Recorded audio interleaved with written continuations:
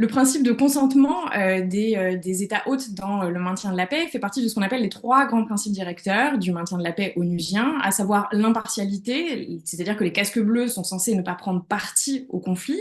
ne pas censés se ranger derrière l'une ou l'autre des parties au conflit. Le non-recours ou l'usage limité, conditionné à la force armée, et donc, troisième principe directeur, le consentement. Ça veut dire que l'ONU, pour déployer une opération de maintien de la paix sur un territoire, dans un État, a l'obligation d'obtenir en amont l'accord, le consentement de l'État en question. Et donc, ce principe de consentement, il s'est institutionnalisé dans la pratique parce qu'il n'est pas inscrit dans la Charte des Nations Unies, tout comme les opérations en tant que telles ne sont pas inscrites dans la Charte des Nations Unies, et particulièrement en 2008 avec ce qu'on appelle la doctrine Capstone, qui pose un peu la fondation, disons la forme la plus institutionnalisée de la définition du consentement, et fait une distinction entre le consentement des États hôtes, c'est-à-dire l'État sur le territoire duquel est déployée l'opération en question, et le consentement des parties au conflit, c'est-à-dire les différentes parties belligérantes dans un conflit armé dans lequel intervient cette opération de maintien de la paix.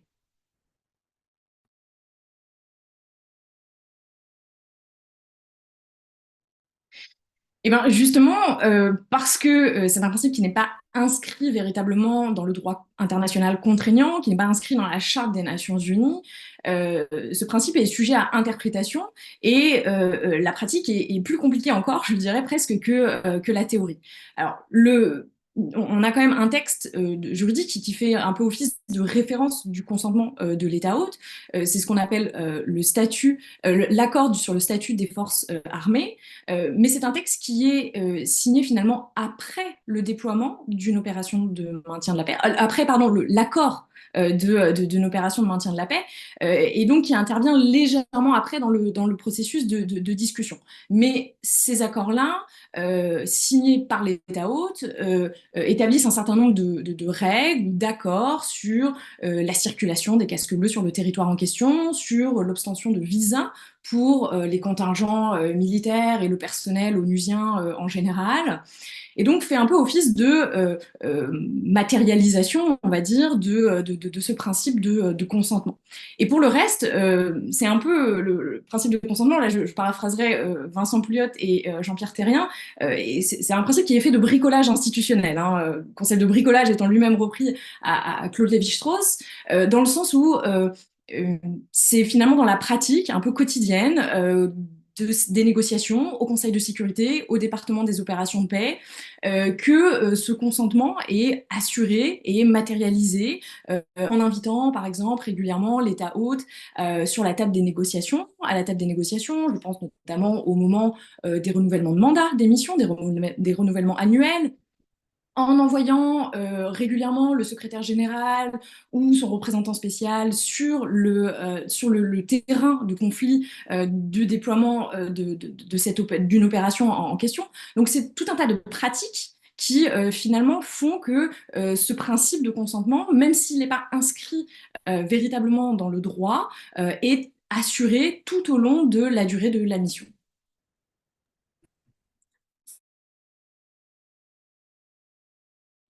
Là encore, parce que certainement il n'est pas inscrit dans le droit de manière contraignante, c'est un principe, je disais, qui est sujet à interprétation,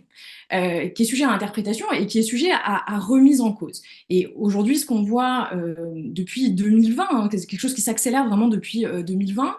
c'est une remise en cause. Alors, on assiste plus généralement à une remise en cause systémique des opérations de maintien de la paix, qui passe en partie par la contestation du consentement de certains États hôtes. Alors, peut-être l'exemple le plus emblématique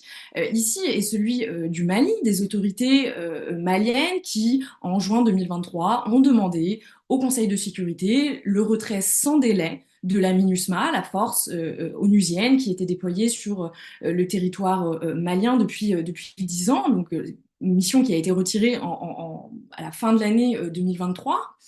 Mais on a aussi d'autres exemples. La République démocratique du Congo a demandé également le retrait progressif de la mission de la MONUSCO, hein, déployée depuis 1999 sur le territoire. Et on a également, y compris dans les missions qui n'intègrent pas forcément une dimension politique, hein, une dimension militaire, pardon, les missions plus politiques. Je pense à celle en Irak, où là aussi les autorités ont demandé le retrait de la mission. Donc on a vraiment des demandes explicites de retrait de mission et donc finalement de retrait de consentement de la part de l'État hôte. Mais on a aussi des exemples où finalement le consentement n'est pas donné en amont. Alors, c'est beaucoup plus difficile à mesurer. On aurait quelques exemples. En tout cas, on pourrait imaginer que la raison pour laquelle l'ONU n'est jamais intervenue dans la région du Tigré en Éthiopie, c'est à défaut de consentement des autorités éthiopiennes. Et on a aussi des exemples où le consentement n'est pas retiré à proprement parler, mais l'État hôte va limiter les modalités de déploiement, vont justement limiter, voire parfois violer les principes des SOFA, ce que j'ai expliqué au début, hein, donc ces accords sur le statut des forces, et donc vont mettre finalement des freins au déploiement et au bon déroulé en général de la mission, en restreignant la circulation des casques bleus sur le territoire, en empêchant du personnel onusien de venir sur le territoire en ne délivrant pas des visas. Donc on a tout un tas comme ça d'indicateurs où parfois le consentement est explicitement retiré, mais parfois le consentement va finalement être limité ou finalement être complètement absent et empêcher toute forme de déploiement d'une mission.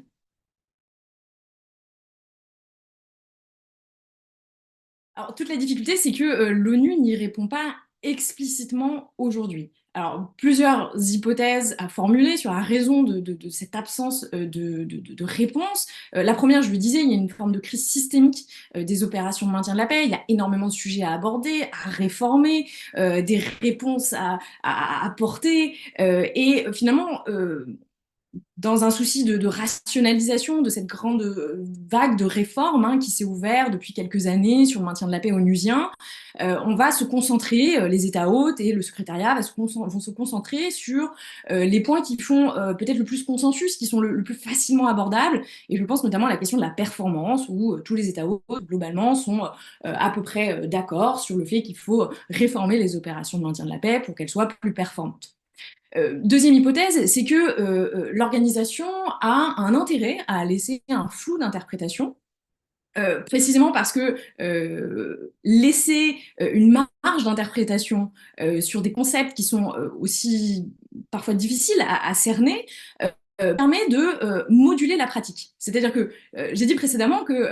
ce concept-là n'était pas inscrit dans la charte, donc j'ai explicité toutes les difficultés que cela pouvait représenter, mais on peut aussi y voir une manière de laisser une marge d'interprétation dans la pratique autour de ce concept-là. Cela étant dit, il y a quand même des éléments de réponse qui sont formulés de manière un peu indirecte. Le premier, c'est faut bien avoir à l'esprit que derrière la crise du consentement, ou les difficultés que représente le concept de consentement aujourd'hui, il y a un peu une forme de crise de confiance des États hôtes. Parce que si l'État hôte fait confiance à l'organisation, il n'aura aucun problème à accorder son consentement au déploiement d'une mission. Donc l'ONU travaille, et un peu dans ce qu'on a un peu appelé aussi le tournant local, alors, plus les universitaires qui ont appelé ça le tournant local des opérations de maintien de la paix ou de la gestion des conflits internationaux, va travailler davantage sur l'interculturalité, va travailler davantage sur le niveau local, et ça passe, par exemple,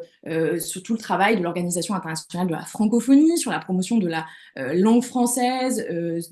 sur les territoires francophones, hein, former les contingents armés, les casques bleus à la maîtrise de la langue française. Et donc, il y a tout un tas d'éléments comme ça qui montrent un travail peut-être un peu plus attentif qu'avant sur le niveau local. Deuxième élément de réponse, c'est l'idée qu'il y a aussi derrière ces difficultés autour du consentement des États hôtes aujourd'hui, c'est la contestation un peu plus générale de ce que représentent les Nations Unies, ces grandes valeurs libérales, où parfois on a cette critique hein, selon laquelle les Nations Unies seraient l'incarnation des grandes puissances, avec la critique du rôle du Conseil de sécurité. Et donc finalement, les opérations de maintien de la paix seraient un peu cette matérialisation de toute cette de toutes ces critiques hein, que l'on voit aujourd'hui émerger autour de Nations Unies. Et donc, l'ONU va développer, ou en tout cas encourager, un certain nombre d'initiatives plus locales et peut-être régionale surtout de gestion des conflits internationaux. Et là, je pense notamment à la question de partenariat entre l'ONU et l'Union africaine hein, sur des missions de paix sur le territoire africain qui permet, dans une certaine mesure, de contrecarrer ces grandes critiques de l'ONU représentant ses grandes valeurs libérales, ses grandes puissances. Et donc, encore une fois, on relie à la question de la confiance, revenir à une approche qui peut-être un peu plus locale, qui puisse permettre aux États hôtes d'accorder peut-être plus facilement leur confiance à ce modèle-là régional de gestion des conflits internationaux, tout en gardant à l'esprit, et je finirai avec ça, que l'ONU, me semble-t-il, doit conserver un rôle majeur dans la gestion des conflits internationaux et dans le maintien de la paix et de la sécurité internationale. Il doit peut-être se saisir,